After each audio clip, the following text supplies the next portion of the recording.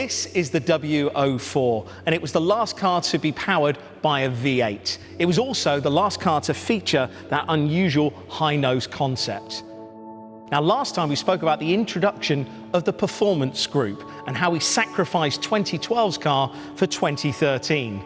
Well, the decision paid off, and the team saw the biggest single leap ever made in terms of car performance. But it wasn't just a new car, it was new faces. Niki Lauda and Toto Wolff had joined the team, and we also had a new driver, Lewis Hamilton. When Lewis joined the team, he had just one championship and 21 race wins.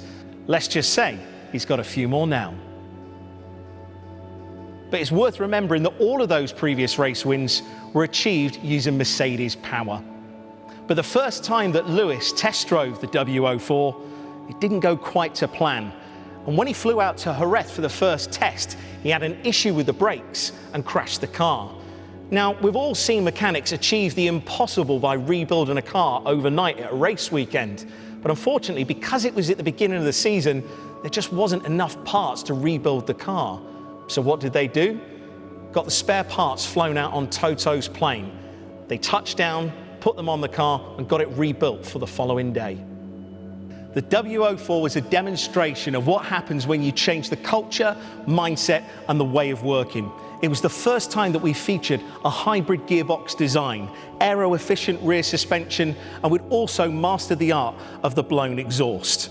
One of the engineers told me that the car was underweight, it was stiff, it was delivered on time, and it was reliable. And this was something that they'd never seen in any of the previous cars that came before.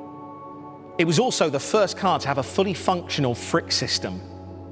During the season, we managed to achieve 8 pole positions, but one of the problems was the tyres. This car just ate through them, and to give you some sort of an idea of just how bad it was, we qualified P1 and P2 in Spain, and by the end of the first stint, we were P9 and P10. We reckon that if we didn't have the tyre issues that season, we could have given Red Bull a run for their money. And it's also something that was a weakness that we've now turned into a strength. But it wasn't all bad that season.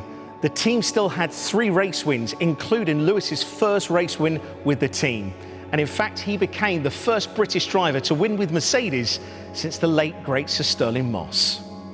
At the end of the season, the team had secured runners-up place in the World Constructors' Championship, scoring 360 points, well over double of what they'd scored in the previous season. But a lot of the groundwork had gone in for the 2014 season in this car.